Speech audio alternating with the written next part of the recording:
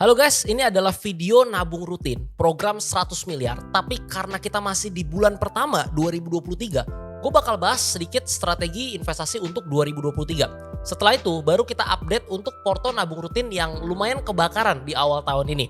Oh iya, buat kalian yang nggak tahu apa itu program 100 miliar, bisa cek episode pertamanya, linknya udah gue taruh di deskripsi ya. Pertama, soal komposisi porto. Jadi setiap dari kita tentu punya alokasi investasi yang berbeda-beda.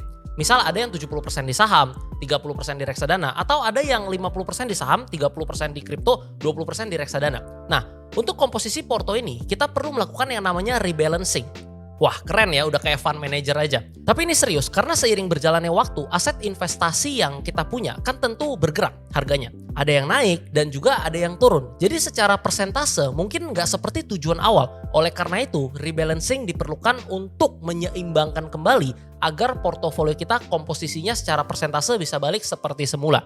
Contoh, sahamnya cuan gede tahun lalu, persentasenya jadi lebih nih. Dari 70% bisa withdraw dulu dan pindahin ke reksadana. Biar komposisinya balik lagi ke 70-30 lagi. Oke, itu soal rebalancing dan komposisi portofolio ya. Kedua soal saham. Tahun 2023 ini akan cukup berat menurut gue. Kenapa? Kalau kita lihat secara historikal 1 tahun sebelum pemilu, IHSG kita cenderung mengalami fase beres kurang lebih 8-12 bulan. Coba kita intip chart ya. Ini 2008, ini 2013, dan yang ini 2018. Memang di 2008 ini penurunannya sangat banyak, sangat dalam karena adanya global financial crisis. Tapi di sini kita melihat baik 2008, 2013, dan 2018 merupakan tepat 1 tahun sebelum pemilu. Jika hal ini kembali terulang, maka akan terulang di tahun yaitu 2023. Tapi disclaimer ya, gue bisa aja salah dan gak 100% pasti kejadian.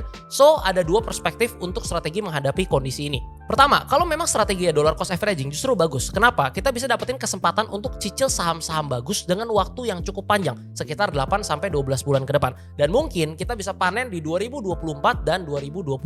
So kalau terjadi penurunan signifikan di saham-saham favorit kalian, gak pusing, cicil aja setiap bulan. Kedua, kalau kalian yang biasa lamsam, saran gue stay cash at least 40-50% dulu. Kenapa? Kalau udah terlanjur all in dan turun dalam, kelar, udah gak bisa ngapa-ngapain. By the way, ini kan ngomongin invest ya konteksnya. Lalu yang ketiga, ini bukan soal investasi, tapi masih nyambung untuk kita bahas. Kita melihat PHK dari perusahaan-perusahaan masih terus terjadi. Itu pun yang kita tahu cuman di berita. Beberapa minggu lalu temen gue juga abis kena dari perusahaan tempat dia bekerja. Tapi gak masuk ke berita. Jadi artinya apa? Bisa jadi lebih banyak daripada yang kita bayangkan.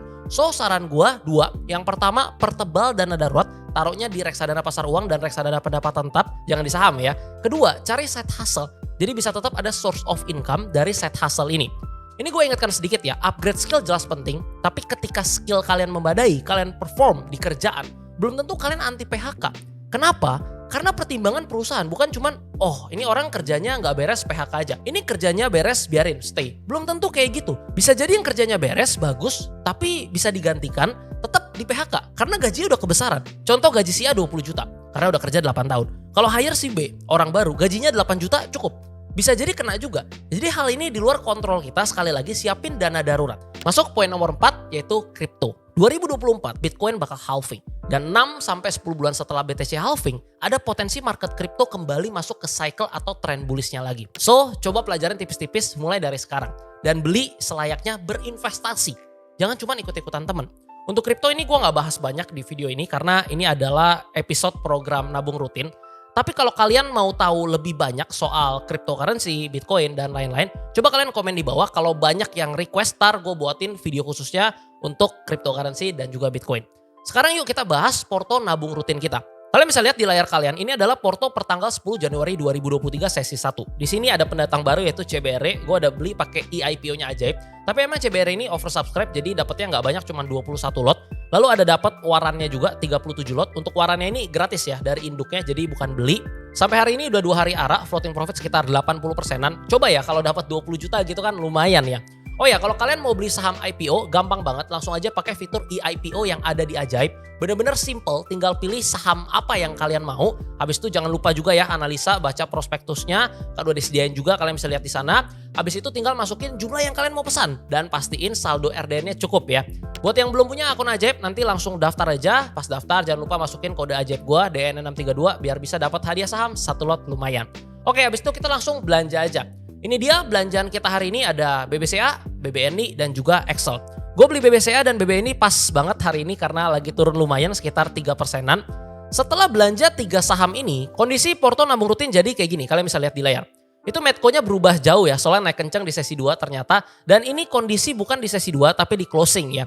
Mungkin kalian juga pengen nanya soal BBNI dan BBCA. Kemarin itu kan udah floating 13%-an. Kenapa nggak di take profit? Sebenarnya untuk porto lain yang bukan porto nabung rutin yang secara transparan ini, gue udah TP semua. Cuman di porto ini gue mau coba dollar cost averaging khususnya di big bank tanpa peduli mau naik atau mau turun. Tetap beli dalam 5-10 tahun ke depan. Tapi untuk saham lain enggak ya. Kalau udah sampai target dan udah nggak murah lagi ya bakal gue take profit. Contohnya saham-saham coal seperti Indi, ABMM itu udah nggak ada lagi di sini karena udah take profit. Oh ya, untuk data lengkapnya kalian bisa lihat di layar. Ini gue ada rekap di Excel biar lebih rapi.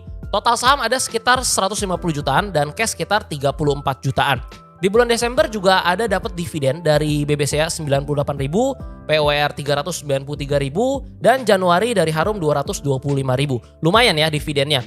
Tapi untuk dividennya juga nggak ada yang go withdraw, semua bakal dipakai untuk reinvest lagi ke saham. So itu dia kondisi porto nabung rutin di Januari 2023. By the way untuk program nabung rutin ini akan terus gue lanjutin mungkin sampai pensiun. Dan gue nabung rutin tentu di aplikasi Ajaib. Udah tahun ketiga berarti gue pakai Ajaib. Honest Review aplikasinya improve banyak banget dari awalnya yang cuman bisa reksadana, habis itu bisa invest saham, dan sekarang fiturnya udah super lengkap. Margin tradingnya ada, day tradingnya ada, broker summary juga keluar paling cepat. Dan kalau total aset lo udah 200 juta, lo bakal jadi Ajaib Prime. Di Ajaib Prime lo bisa dapetin fasilitas yang lebih lagi, seperti analisis eksklusif dari financial expertnya Ajaib. Habis itu dapat juga ringkasan hasil investasi, bahkan sampai ada relationship manager yang bakal bantu lo langsung lewat jalur bantuan khusus kalau lo ada masalah. So buat kalian yang belum jadi Ajaib Prime, rajin terus investasinya biar tahun ini bisa jadi Ajaib Prime. Dan buat kalian yang belum mulai investasi, langsung aja download aplikasinya Ajaib sekarang, daftar pakai kode Ajaib gua DEN632 biar bisa dapat bonus saham 1 lot. Linknya juga udah gua taruh di deskripsi. Kalau kalian punya pertanyaan, komen di bawah. 2023 semangat ya investasinya. Semoga makin cuan. Sampai ketemu di episode berikutnya. Salam cuan.